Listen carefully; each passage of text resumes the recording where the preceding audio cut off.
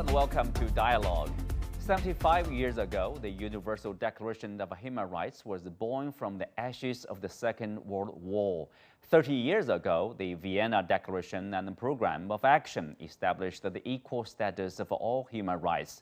Today, human rights for all has become a shared pursuit of humanity. In this episode of our program, I will talk to three participants from a special two-day forum held in Beijing on global human rights governance to discuss the developments of human rights around the world, what achievements have been made, and what actions we must urgently take in the future. I'm joined by Zoon Ahmed Khan, Research Fellow at the Center for China and Globalization, Aslan Abashidze, member of the UN Committee on Economic, Social and Cultural Rights, and Dr. Wenyang from the Institute for Human Rights at China University of Political Science and Law. That's our topic. I'm Xu Qianduo.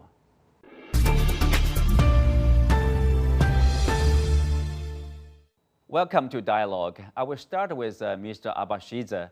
And the two-day Beijing Forum is called Equality, Cooperation and Development, the 30th anniversary of the Vienna Declaration and the Program of Action and Global Human Rights Governance. So please help us understand why this forum was organized and what is on the agenda. I would like to say that main task of this, high level of forum is jointly discuss solution of challenges to the human rights deficits and make global human rights governance more fair, more equitable, more inclusive. And it's happened after the 75 years of the adoption of the Universal Declaration and 30 years of the Vienna Declaration and Program of Action.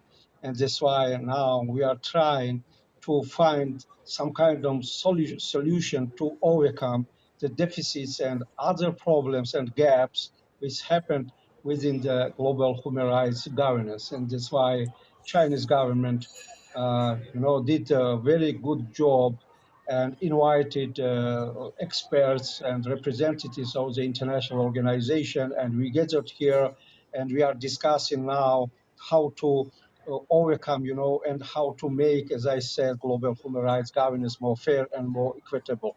That's why it's a very important meeting for us. And here are not only professors or are practical people who has very skilled experience in the human rights activities. And myself, I am working before the working group on arbitrary detention, and now from 2010, I am in the Committee on Economic, Social and Cultural Rights. It's a very leading committee, and we have 171 state parties in that we are examining how they are fulfilling their international obligations in human rights. And that's why, once again, as it was in Vienna conference 1993, now we are trying on this forum once again, to examine and to find the solution for common action in future. Yeah. It seems like the focus is really about the problems we are facing in terms of human rights, or the challenges. Tell us, share with us your understanding of this meeting. I think why we still regard the Vienna Declaration and Program of Action a very important international human rights instrument is because first it reaffirms that all human rights are universal, indivisible and interdependent, interrelated. And of course, second, I think because it stresses one more time the right to development is a universal and inalienable right and an important part of fundamental human rights. And the third point, I think, because these declarations makes a link between poverty and human rights by stating that the existence of widespread extreme poverty inhibits the full and effective enjoyment of human rights. So the elevation of poverty remains a high priority for the international community. And if you look at the part 2 of the declaration, it also comprises a series of recommendations concerning coordination of human rights within the United Nations system. And I think that is exactly what the international community needs nowadays. Zoon, obviously, I mean, 30 years, of course, we have achieved, I mean, globally progress in terms of human rights protection. But at the same time, we do have, problems, have challenges facing us, and we need to work together to overcome those challenges. What do you see are the challenges, the problems right now we needed to probably to deal with? Thank you, Shindo, firstly, for having me. Let me start by completely resonating what both Mr. Aslan and Ms. Wenyang have pointed out. That this meeting, I mean, it's important on the 30th anniversary of the Vienna Declaration because that recognized that poverty, I mean, practical improvement in the people's lives is absolutely paramount in order to achieve better human rights. Another thing I would like to emphasize that China hosting this meeting, that is bringing experts across continents, cultures, and countries, is also significant because what we did not have 30 years ago was one country achieving something historic in the progress on human rights development, and that is China. When we talk about hundreds of millions of people out of poverty with better lives, with practical prospects moving forward. And this is something which can definitely be an example for the world. So, whereas obviously the Vienna Declaration recognized the holistic nature of human rights and the need to address SDGs, poverty, in order to achieve those rights, today we also have China being able to demonstrate practically that it can be done and by successfully doing so. That said, I think moving forward, what's also important is that we today are in a position where critical perspectives from especially the global south are important for us to be able to make better progress on human rights. So some of the speakers, in today's session, the meeting that all three of us are attending, also emphasize that, of course, we do have a universal understanding of what it is to have better human rights. We know that addressing poverty, addressing economic challenges, improve the ability of a government to give better rights to its own people. But that said, we need diverse perspectives, inclusive perspectives, different points of view to understand the uniqueness of domestic and regional conditions in every situation, in every country, etc. And I think what we need moving forward to be able to better achieve the Vienna Declaration and better human rights is to recognize the diversity, is to have platforms that are able to identify how we can do capacity building, how we can have technical cooperation on human rights, and how we can be inclusive about the different vantage points when it comes to the steps forward for different communities and governments when they talk about alleviating poverty and improving the circumstances for their own people. So I think dialogue, capacity building, technical cooperation, these are all priorities today. And today's meeting is making them more likely, more possible, brings us a step closer to that. Mr. Abashidze, of course, there's a letter sent from Chinese President Xi Jinping. In the letter, he stressed a few points about like China stands for, let me quote, safeguarding human rights with the security, reflecting the sovereignty and the territorial integrity of all countries, putting into action of the Global Security Initiative. And also, China advocates for promoting human rights with development. Of course, this reminds us of this Global Development Initiative. And China stands for advancing human rights with cooperation in the spirit of mutual respect and equality, where he stresses about the Global Civilization Initiative. Tell us what's your understanding of or the Chinese way or Chinese characteristics of in terms of protecting human rights? First of all, I would like to stress that the overwhelming majority of states are supporting the concept of constructing a community or common destiny for mankind proposed by the China. It's a very important one. And all the ideas deals of China deals with the background of the United Nations Charter and Universal Declaration of Human Rights. And at the same time, I read a lot when President of China declared in different way and in different contexts, and he always stressed out that the main task for our activities is to find more common understanding in human rights, in substantive measures substantive, issues and in procedural issues.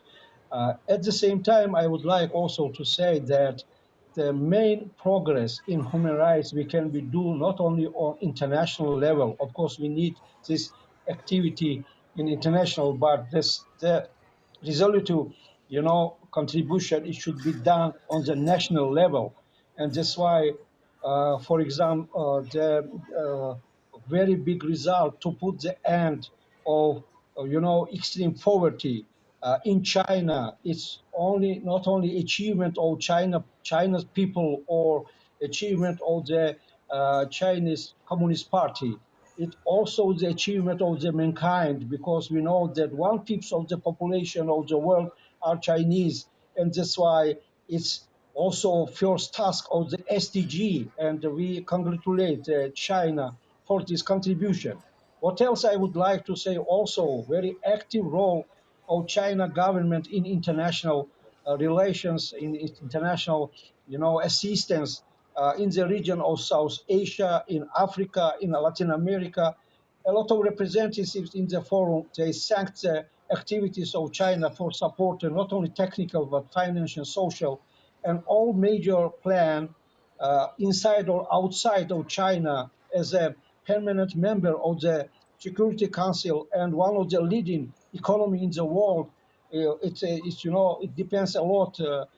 Also, the benefits which we can be get on the level of international one in human rights, and that's why everybody inside me we are appreciated all these efforts made by the Chinese government. Zoon, obviously the development concept, or global development initiative echoes, as Mr. Abashidze pointed out, echoes the 2030 UN 2030 agenda for sustainable development. So this is beyond China. I guess this is most popular with the developing world or the global South. I mean, development is a priority of the developing countries, or in particular, the least developed countries. So there's a reason for why people find common ground in development. Absolutely, absolutely, Chindo.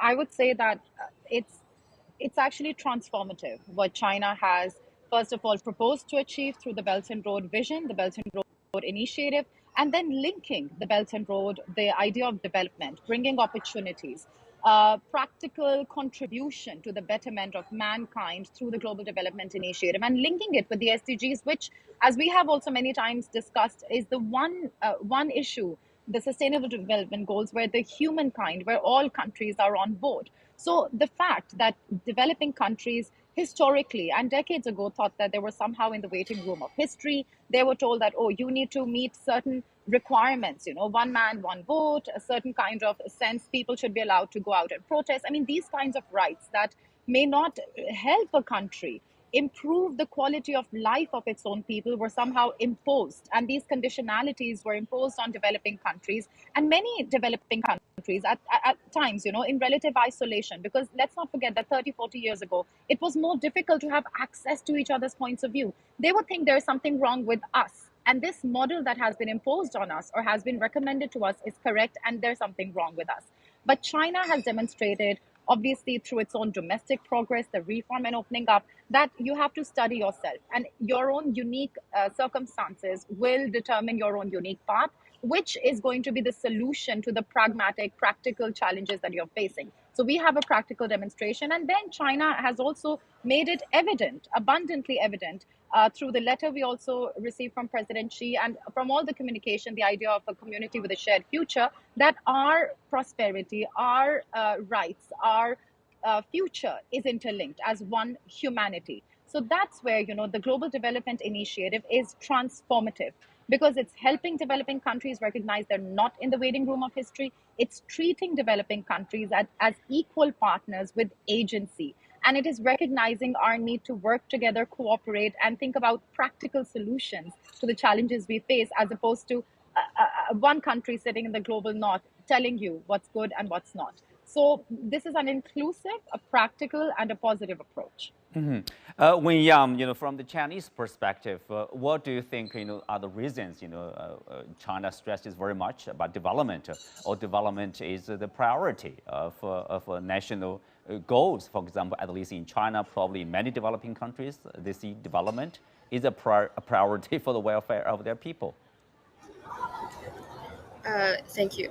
Well, I think first from the international level, development is one of the three pillars of the United Nations, and the right to development, as I said, has been established by the Declaration on the Right to Development and reaffirmed by the Vienna Declaration and Program of Action. And on the national level, China regards the right to development as a primary and basic human right.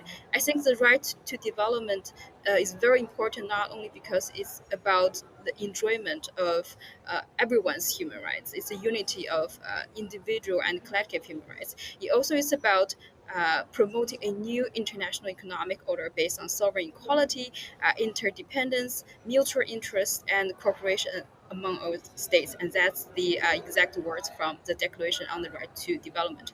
So I think what China is seeking for is not only full enjoyment of human rights of its people, but also a more equal economic order and also a more friendly international environment for human rights protection. Well, Zoon, if you look at, of course, the other initiatives China has proposed, for example, civilization initiative, it stresses more about being equal or mutual respect. How important is that kind of principle in terms of developing human rights protection or governance or improving human rights for individual nations? Okay, first of all, Chinto, I think the biggest challenge that our world has faced in the age of imperialism and colonialism is that there was a dearth of respect for diverse perspectives. There was an idea that some civilizations, some peoples have reached that end of history, and now the rest are supposed to follow them into that trajectory. This is what has resulted in a lot of wars, a lot of challenges, and as some of our speakers have talked about, even economic inequality, injustice. The first step towards us as one humanity achieving a better way forward has to be to recognize the authenticity, existence, and also the role that unique civilizations can play in our collective way forward. So, not only should we recognize diversity, we should empathize with one another. We should realize that a viewpoint coming from the African continent, from Latin America, from parts of Asia, has equal ability to contribute to solutions and a better way forward for us as a global community. And unless we empathize with one another, unless we have a sense of friendship, unless we see each other as humans, as equal human beings, as equal, regardless of how big or small countries are, we cannot think of a conducive way forward as humanity. So I think personally, really, I think one of the biggest things that China's leadership in global governance is achieving is this recognition of diversity as not being something that we must only tolerate, but something that strengthens us as humanity. And the Global Civilizations Initiative is going to be a game changer in also not only helping the developed way move forward in a better way, not only helping, the Chinese civilization, etc., but even helping some parts of the global south that are still in that post-colonial mindset, to help them realize that they have important histories, their heroes, their stories are of equal value, to study themselves and to engage from a space of better self-confidence and to move forward in a positive sense. So I think the GCI is a game changer. And this is what we mean when we talk about a multipolar shift, that different poles, different perspectives are of value to everyone. Ms. Abashidze, obviously, I wonder, how do you see the importance of such principles like, diversity, equality, and mutual respect among different civilizations in terms of protecting human rights? Yes, once again, I would like to remember what the president of China said that on the basis of the equality and mutual respect, China is ready to actively conduct human rights dialogue and cooperation with all other partners to expand, as I understand, common understanding, reduce differences, promote mutual learning, seek progress together, and jointly advance the international human rights cause for the greater benefits for all the people. And if you take concrete steps, you can see that China is doing a lot, for example, for peaceful settlement, a lot of problems dealing with Saudi Arabia, Iran, dealing with the Ukrainian, this peaceful, these ideas and so on. And it's very good that China becomes more and more active in this affair, because the weight of China becomes more strong in the world, and we are waiting a lot of good contributions in future for the benefits of peace and security. Mr. Abashidze, you mentioned about the security issue. Of course, there's what we call the Global Security Initiative, which stresses inclusiveness, not exclusiveness. And of course, in that respect, you would like to see cooperation instead of confrontation among nations. And that's what China has played a role in mediating the rapprochement between Iran and Saudi Arabia, and then the 12-point plan, proposal for peace for the Ukraine crisis over there. So as long as we can cooperate each other, taking into consideration the security concerns of every nation, and by cooperating with each other, you can avoid conflicts or wars.